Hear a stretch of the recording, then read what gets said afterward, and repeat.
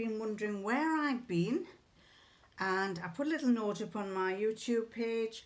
I went through a phase. I did a lot of filming. I've done some filming, but I lost my oomph. Now, I didn't know where it had gone to, and my husband kept saying, why aren't you doing any videos? And I said, oh, can't be bothered. I filmed it, but I can't be bothered.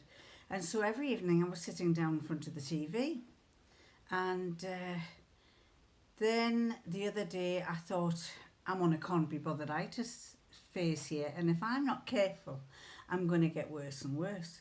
So I decided to pull my socks up and get myself sorted and get a video uploaded, which I'm in the process of doing.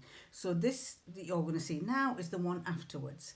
But anyway, I went to bed last night and I had just started up preparing this the vlog that you will see before this probably, and I got a lovely message from Hazel, the lovely Hazel in Spain, and she said, are you okay?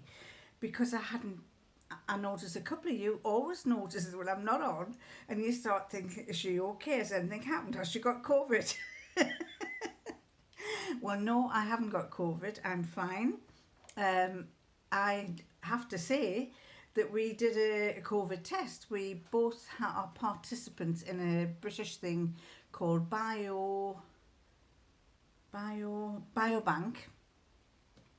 And basically, quite a few years back, they asked us if we'd like to get involved in it, and we had to go for lots of tests. They tested our bone strength, our blood pressure. They did everything health-wise.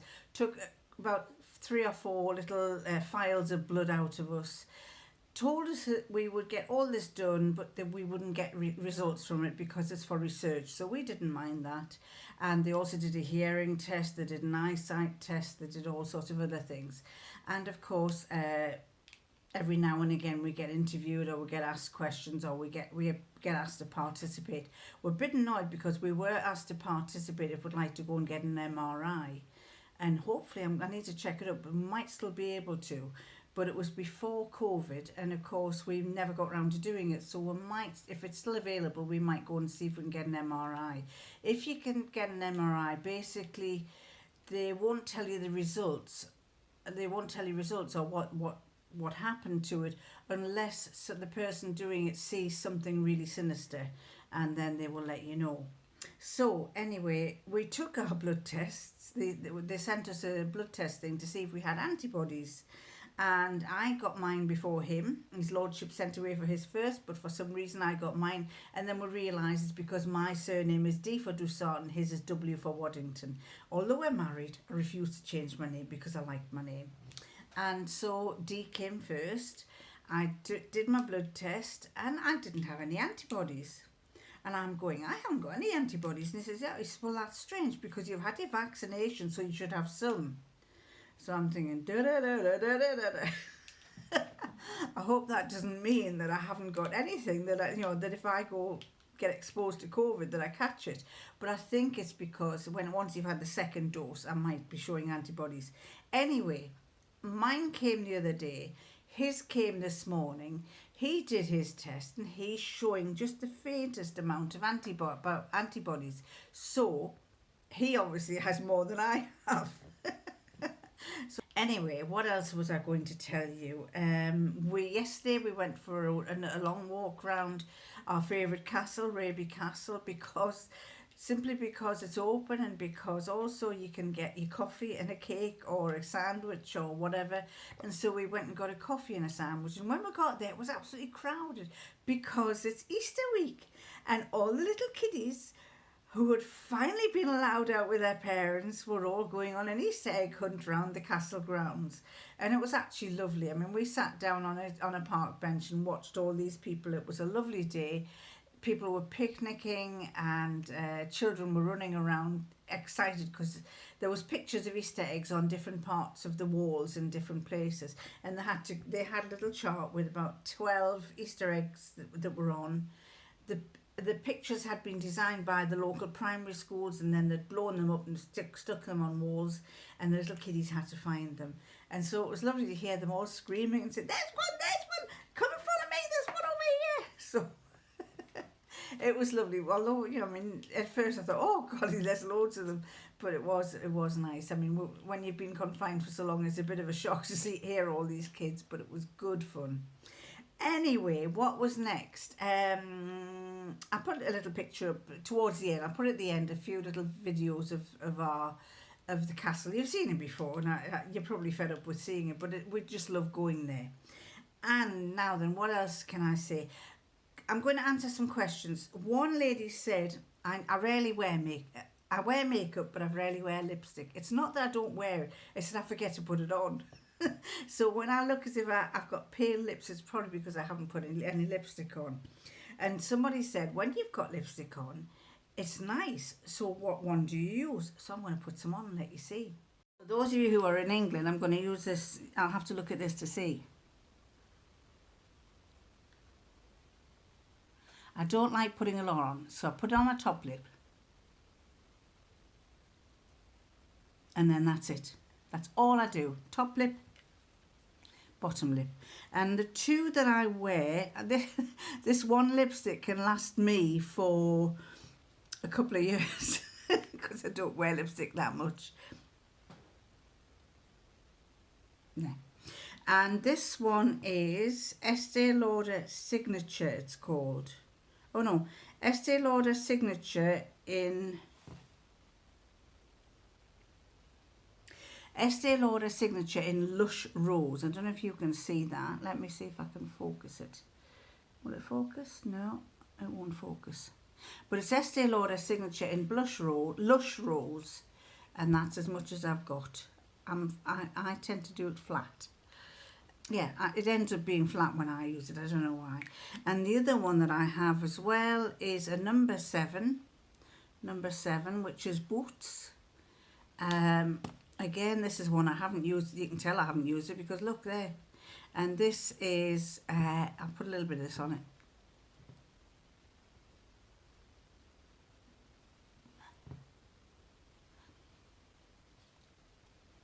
This is number 7. It's not this one, the Estee Lauder one, has a bit of a sheen to it. This one doesn't. And this is Rose Mist. As I say, there's not a great deal of difference in them. Let me show you. If I can get up. This one's kind of a pearlized pink, and that's more of a plummy pink.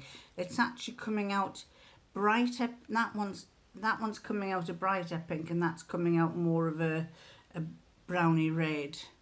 But yes, they're both. Those are the two that I use, and I don't use them very often. So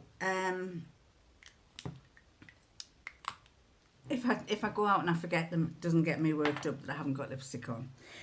So that was one question. Several people asked me, what is the pattern that you use for the purse? Because I actually did a video on it. I messaged back to them and said I've done a video on it, and it's actually a pattern it's a German pattern.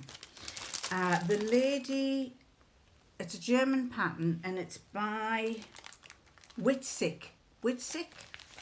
And the actual pattern is called a Portemonnaie Allen, and you have to download the pattern.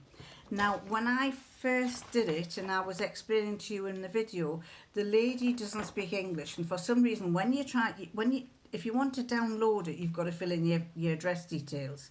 And when you put your address details in, it won't recognise the UK or any other country or America or whatever. It will only recognise Germany. So the way I got round it was I thought, well, she doesn't really need to know my address, so I'll just put in some make-believe address. So I actually looked up some address in Germany and put that postcode, and I put my own address, but for the county and the postcode, which it would only recognise in Germany, I stuck somebody else's in, and that allowed me to buy the pattern and download it. So I downloaded this Witzig pattern. The other question people said is it in English? No, it isn't. Everything is in German. You can see there, it's all in German. And basically, if you're posh enough to have one of those phones that actually you can hold over that and it'll translate it, then you can use that.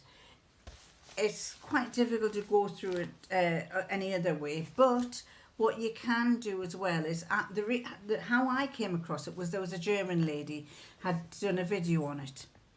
not the person who made this pattern, but another German lady did a video on it, and I got intrigued by watching it, and I thought, oh, that's a lovely purse. So I then downloaded the pattern and I followed her video, but I couldn't understand what she was saying because she was speaking in German. So then I thought, right, this is the reason why I did the video, because I figured a lot of people in England or in America, in English speaking countries, would like to do that pattern. So therefore I showed you how you can download it. Everything is in pictures. She shows it's all, if I can do it that way, I don't know if I can do it, but all the instructions are, every page is pictures. So if you don't understand the words on that side, you can follow it by pictures on the other side. And of course my video that I've done starts you from start to finish on how to make it. I've since modified certain things, and in the last video I told you about how I'd made a little template so I could do the folded fabric well. I've actually found that I can make a purse in about 2 to 3 hours, basing it on you know, obviously I have to waterproof the fabric beforehand or afterwards, or use some waterproof fabric. But if I'm going from start to finish, I could do it in about 2 or 3 hours, which is good, because the longer you take to do a purse, the more expensive it's going to cost you to sell it. So you need to bear that in mind. But this one, as I say, is the Portemonnaie Allen. And I then messaged her. Messaged her to tell her that unfortunately we couldn't order from England, and she didn't come back to me. She said, just go to this page or something. So I thought, right, I'm gonna, because I don't know any German, I wrote it out in German, went to Google Translate, translated the whole explanation in German, saying you have a problem with your address details because you can't put any other addresses in, so you're losing customers by not being able to put other countries in. So she came back to me just with a short sentence and said, thank you very much, hopefully this will be resolved by March. So she must be getting on to whoever's doing her website to ask them to check that out. So you may now be able to buy the pattern in English, or you may now be able to enter your English country or American country or wherever you are, Australia, into that order thing, and you'll be able to download it. Great pattern, really great pattern. To let you into a secret, you don't really need to know much. You just need to know the folding pattern, and you just need to know the size of the fabric. But well worth getting it, downloading it anyway. Now then, what else have I been making? I have been sewing dresses, and someone said, someone was looking at my past videos, and they actually saw that I'd made a dress saying I loved this dress, a shirt dress. And then they said, have you made any more? Because he said you were going to make some more. And you know, I hadn't. So I thought, right, I'm going to, after reading, 2 people mentioned it and said, have you made any more? So I thought, I'm going to make another one. So the pattern that I made was this McCall's Easy Palmer Pletch. Very easy. That's the one I made. I actually did a one with those kind of sleeves, but without the cuffs, so it's kind of a 3/4 sleeve. Now, I had problems before, and I can't remember them, but I don't think I did. But for some reason, I had problems putting the collar onto the facing, putting the whole thing together around the collar. And I couldn't fathom it out at all. And I was thinking, is it me? And as I was looking at the pattern, I kept looking at the pattern instructions and then thinking to myself, there must be an easier way to do this. It can't be this complicated. And I think I had done that the last time. I think I'd sussed out a way around it, because the fact that I was having problems made me go and look online at people who've made this, who've done vlogs for this. And most of them said the same thing, that they had an issue with trying to understand the pattern collar.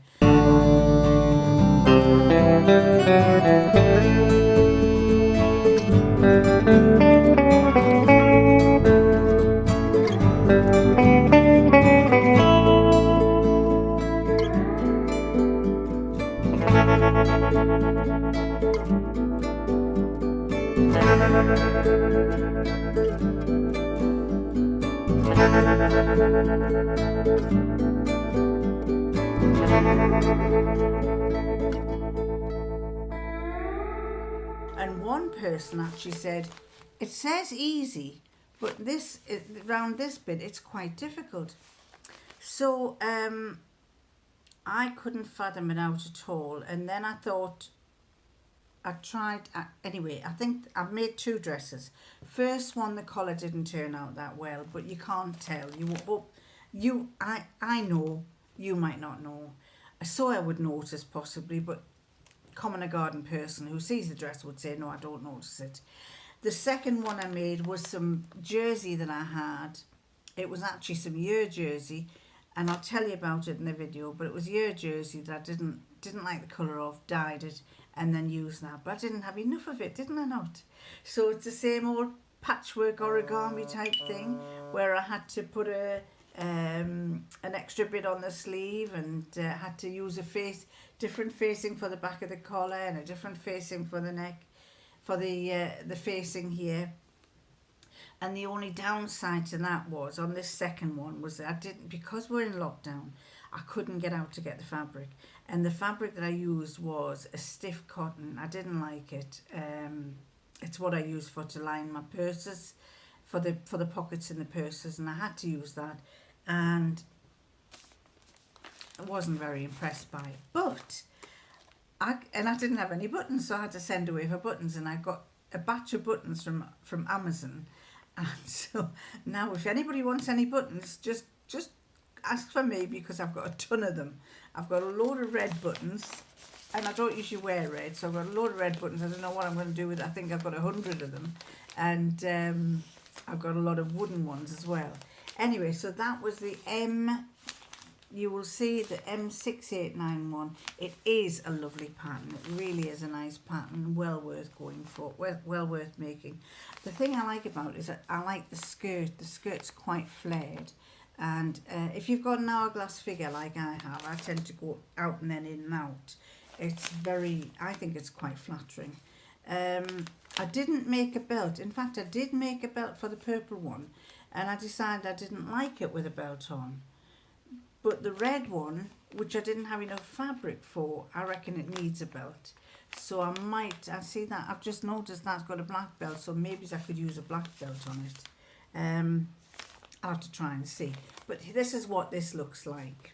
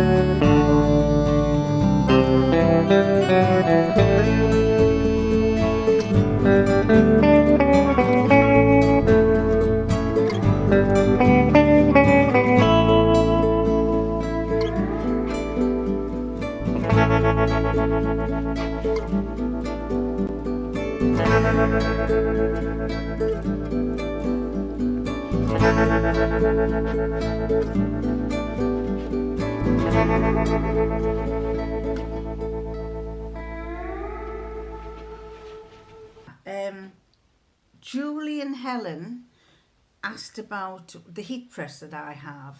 Now I have, I can't remember who it was it Marjorie? I think it was Marjorie mentioned the steam press. You know, the kind of steam press that comes down and you put your trousers in and you can press it down. Well, that really is good for purse making. I haven't got one of those, but when she mentioned, she said it's good to do purse making. I thought, oh, I've got a heat press. I've got a little heat press. It's about the size of an A4. and you pull the handle down and clamp it down, and it really, you know, presses hard. It's a pressure thing. You force it, you know, the top. It's 2 plates, and when you force them down, they go like that, and the heat comes from the top, but it really flattens the fabric. And I have a little one, which I can't remember. I think I bought it as a spare when the other one didn't work, conked out for a while, and we couldn't afford to do without. So I bought this little one, and I bought it on eBay, and it was somebody who was selling it very cheap. I think I got it for about £70. And when I got it, I said to my husband, I said, they probably can't work it because they had said that they tried using it, but it couldn't get to do it. And when I looked at it, it was because they hadn't set it up properly. So I have a little one and I have a big one. I prefer to use the big one because there's a lot more space, but the little one is equally as good. You get the good firm pressure and it flattens the fabric out when you're making purses. So that's really handy. I can't remember who it is, and please forgive me for not remembering, but someone said get Microtex needles when you're sewing purses. They work better. I've never bought Microtex needles, so I've ordered some. I went out to the shops for the first time. I was able to go to the shops last week, and I went looking for some Microtex needles, and they had them in boys, but they were a lot more expensive than elsewhere. So I've decided I'll wait, and I think I've got some from Empress Fabrics or something. Empress, who are they? They're here. They're called Empress Mills. Empress Mills. So I'm waiting for those to come, and then I'll use those for sewing. So, and if you are a bag maker or a sewer, you know, these little tips are really handy for somebody who's starting out. So if you do want to pass on any good little tips, please do. We'll pass them on to everybody else.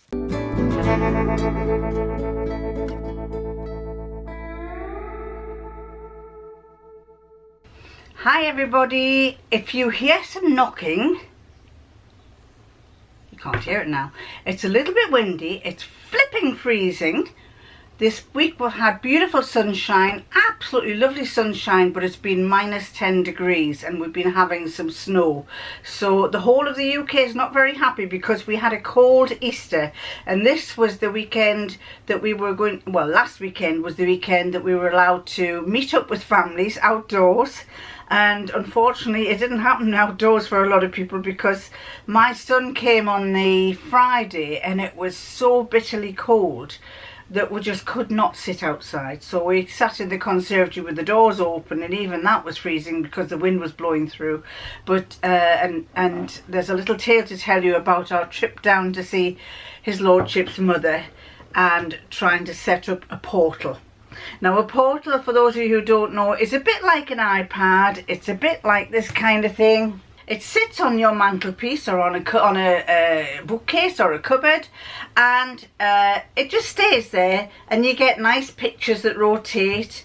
And when people call you, if I want to WhatsApp someone, I WhatsApp them, and if they've got the portal, it comes up here, and it's really good because you don't have to get out your chair. Well, you do. I think you've got to get out to answer it, or you could say Alexa answer, and it will answer for you, because a portal answer, and it will answer for you. But the good thing is that you, even if you're sat out there, it zooms towards you. It goes over to you, so we can see you. And if you get up and move around, it zooms around and follows you in the room, which is good. But it's meant for old people, and it's meant for old people who have modern phones.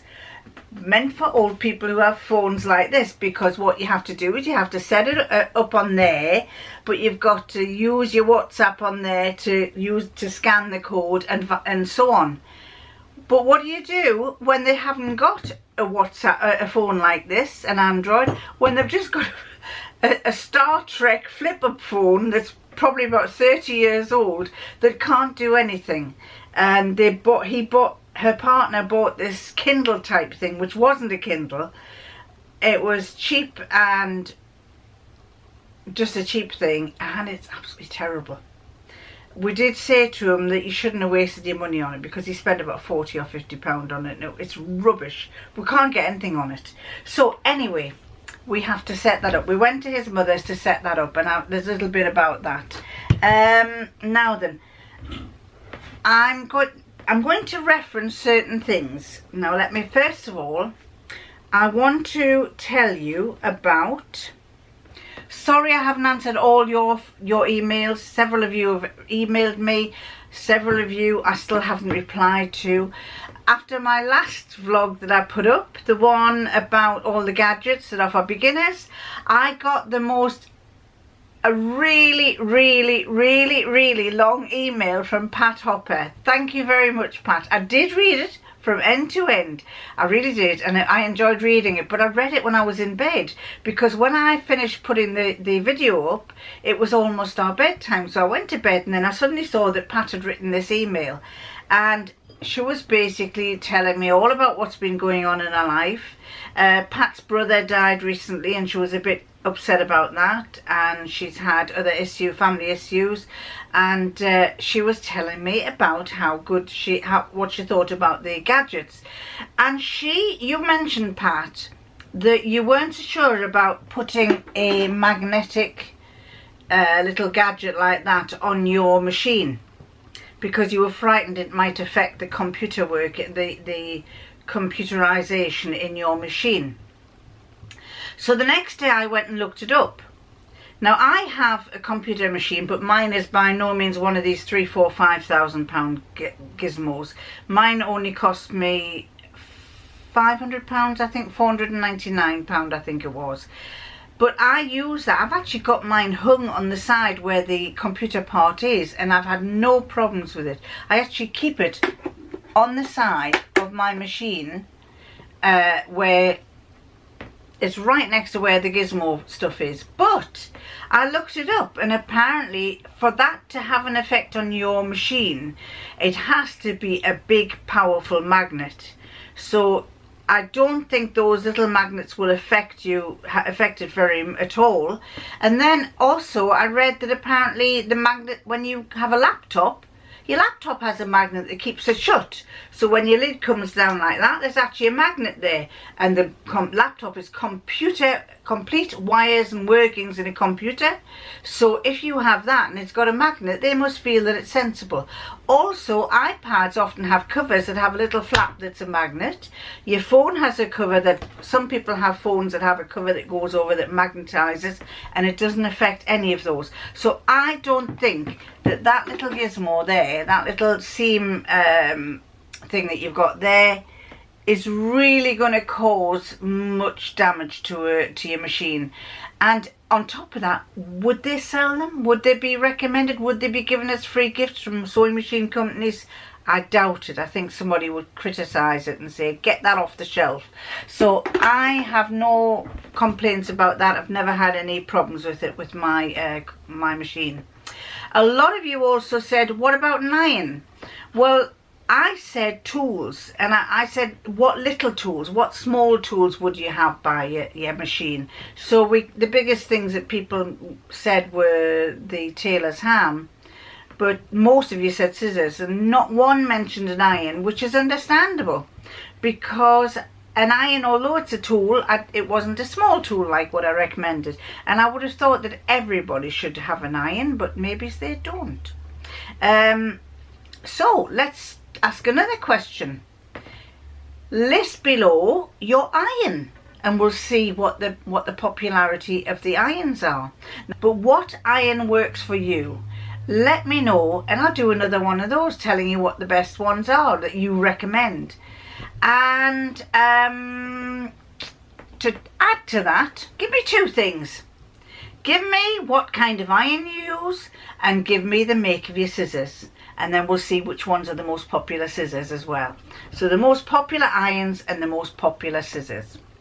Right, so the other person that wrote to me was, let me just, oh, I have to tell you this story. There's a story about Jenny, my friend Jenny. I've never met her, and I'd love to meet her. I'd love to meet you, Jenny, but we have such a laugh communicating on WhatsApp. Anyway, there was one message. I got a message from Dawn in America. I'm not quite sure where you live, Dawn. You did tell me, but my memory's like a sieve. And Dawn wrote to me a few months back. She was a bit concerned because her husband was made unemployed because of the COVID, people losing their jobs with COVID, and she hadn't been too great, and she was slightly suffering from depression. And she went to the doctors.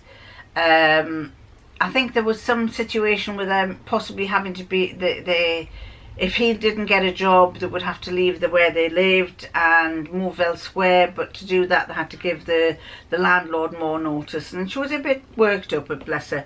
And anyway, I got another email from Dawn saying things are getting better. Husband has a job. Keep our fingers crossed that jobs stay permanent.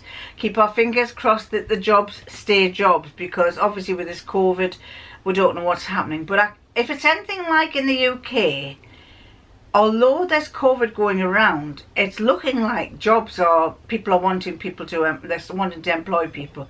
So fingers crossed, we are on the up.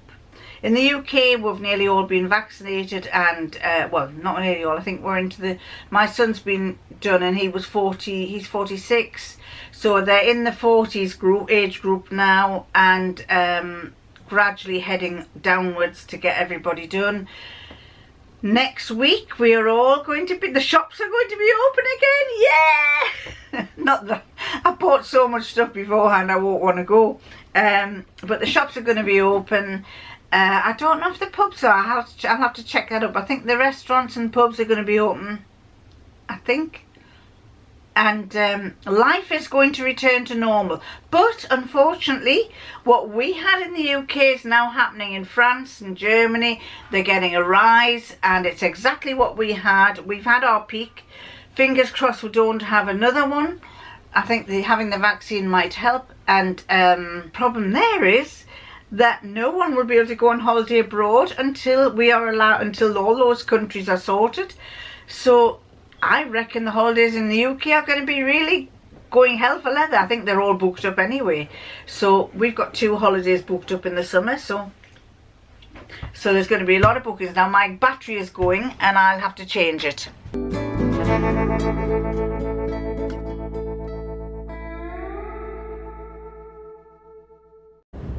Well, are you not going for petrol here?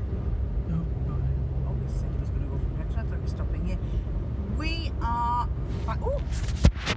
We're that way. He's laughing because the phone toppled over in my hand. We've tried this once before on Mother's Day, the day after Mother's Day, when we were going down to visit his mother to wish her happy Mother's Day, and the camera didn't work very well because there was too much noise. So I'm trying a different camera, and basically today we are off down. We're kind of been allowed to go and visit families outside, but it's bloody freezing. So we're going to break a rule. We're going to go into his mother's house and wish her, just see her. Yeah, fundamentally safe because the 2 people we're visiting they've had both vaccines. Both vaccines, and we've had one vaccine. Yeah. So we're going to go and see them. We've also bought them a portal. One of those ones that goes, Alexa, can you tell me what time it is? It's not the kind of portal that people walk through and disappear into a different dimension. Getting a portal because her partner bought a cheap type Kindle thing through the newspapers with the intention of talking to us on video, and every time he uses it, all we see is pictures up their noses. We see pictures up their noses, we see the thing turning around like that, the thing going upside down like that, and then can you see us? So we decided we'd get a portal, and we're bringing this portal with us. We're going to set it up. I've part set it up already, and hopefully, fingers crossed, it will work. The trouble with old people is they fiddle a lot. No. The trouble with Gordon. He fiddles a lot.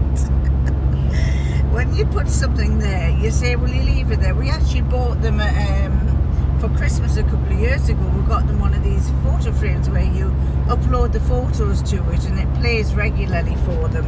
But within 2 visits, it disappeared. We said, where is it? I mean, it cost us £100, and we're going, where is it? And he says, oh, she fiddles with it, so she's moved it. Well, we know that it's not her that's moved it, it'll be him that's moved it. Because it had pictures of his father who died of cancer, and I don't think he likes seeing pictures of his father, of her. We put family pictures on for to jog her memory, and I don't think he likes seeing them. So we figure he's hidden it, but we've said nothing. It's school holidays, and on Thursday, today is Saturday. On Thursday we had he decided he couldn't stay. He didn't want to stay down at their house for a day, so he brought them back up Because we could. And I haven't seen them since last September. I haven't seen them since September. I've seen them on video or whatever, but not since September. So the littlest one was thrilled to bits to see me. I can summarise that. When I was putting them in the car to go home at the end of the day, Indy, who is 3 years old, looked up at me and said, "Grandad, Mimi is the best." And then yesterday we had a visit from my son and family, and the littlest ones were thrilled. Well, the 2 boys were thrilled to bits to see us, and they didn't want to go home. They were absolutely enjoying themselves. He took them to play. The eldest one suddenly gone bonkers on football, soccer. So he took him to the field, and did some soccer moves with them and played some game. And then the littlest one immediately was going round the house. These little ones have got damn good memories. Was trying to find where his train set was trying to find where all his toys were that he'd asked us to put away up on the top shelf so nobody else could have them. Anyway, it was lovely to see them. And today, as I said, we're going to go and find the last day of our current visits. I think, is it the last day of our current visits? We are going to visit his mother and set this portal.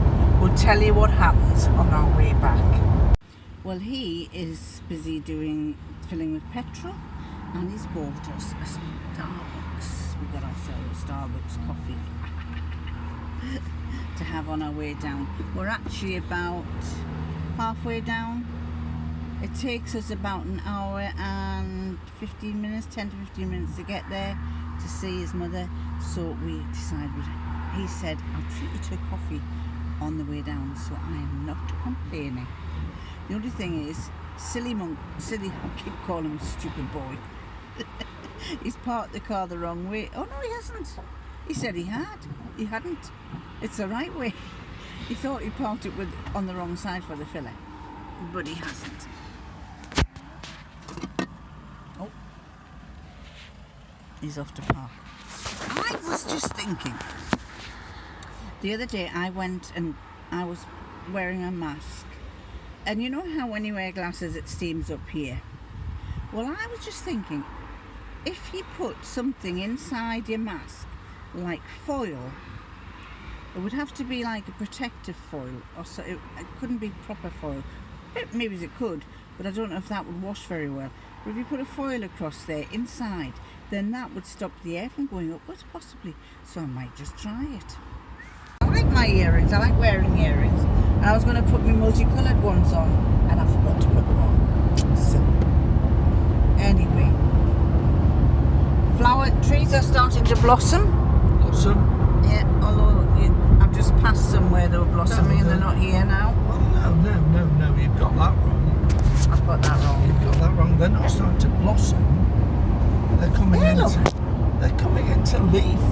They're blossoming over there, the white ones. They're bushes. They're not trees. Oh God! You got to get the word right, haven't you? Oh, I boot on the other foot. The trees are coming into leaf and the shrubs are coming into blossom. just to keep his lordship happy. It's actually quite interesting though, isn't it, that these odd shrubs with the lovely white blossom actually flower before they leaf. Whereas... That's true, my magnolia tree in my garden's just starting to flower. Yeah. It hasn't got any leaves on it yet. Yeah.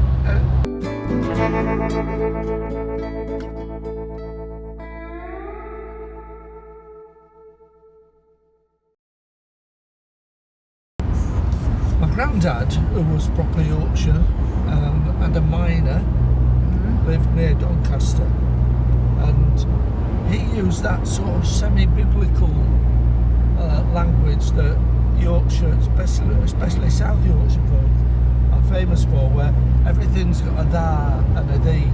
He, that's done that wrong, lad, aye? Where's they going? Yeah, they did in those days. And yeah, and I used to love it. I used to love it when he spoke to me, and he introduced me to, taught me how to chop a chicken's head off. When I was about 5. Oh dear me. And he demonstrated how chickens could run around for quite a while without their head, which I found fascinating. I'm surprised he hasn't turned into a cold-blooded murderer. The first time I went to the outside loo, the first time I remember going to the outside loo on my own, at my nana and granddad's in Stainforth, I came out with a red bum, and I only knew that night when I was getting ready for bed, and my mum said, "Your bum's red. What have you done to your bum?" Anyway, a little bit of deduction, it was all down to the Daily Mirror. The Daily Mirror had red print. They'd used the Daily Mirror to wipe his bottom when he had a red print. I had printed ink on my bum. Printed ink? Oh yes, I never thought of that. You'd had loads of printed ink on your bottom when you used the toilets, these outside toilets. Hey, they were the days. Them were the days, them were the days. Aye, lad. Aye, lass. Well, we've been to see Mummy. We've had nice lunch. Yes. But we didn't get the portal fixed. And we didn't bring the salad bowl back. Oh, I haven't brought the salad bowl back. But the problem is, portals are lovely ideas when the people who have the portals have a computer or an Android or an iPhone. But when they've got a very, very old-fashioned flip phone and nothing else, well, you have an issue because you can't connect to WhatsApp on it, because it insists that you go to your computer and scan it. And we managed to scan it, but nothing went. We had to do all sorts of things. It took us an hour of fiddling, and finally we didn't get anywhere. So we're bringing it back, and I'm going to try and get it set up at home. I've got all these passwords, all these links, and I'm going to have to disconnect my Facebook to put his Facebook on, and I'm going to have to disconnect my WhatsApp to put his WhatsApp on, and we'll get it sorted. But oh, what a fiddle and a faff and a fiddle. But let's be honest, Micheline loves a faff and a fiddle. I love a faff and a fiddle on a computer. A fiddle and a faff? That's the only Faff word. and a fiddle, I said, not a fiddle and a faff. All right. I said a faff and a fiddle. Well, you're left-handed, I'm right-handed. So you're a faff and a fiddle, and I'm a fiddle and a faff. So, anyway, we're on our way home now, and we'll hopefully get this portal sorted for the next week when we go. Fingers crossed.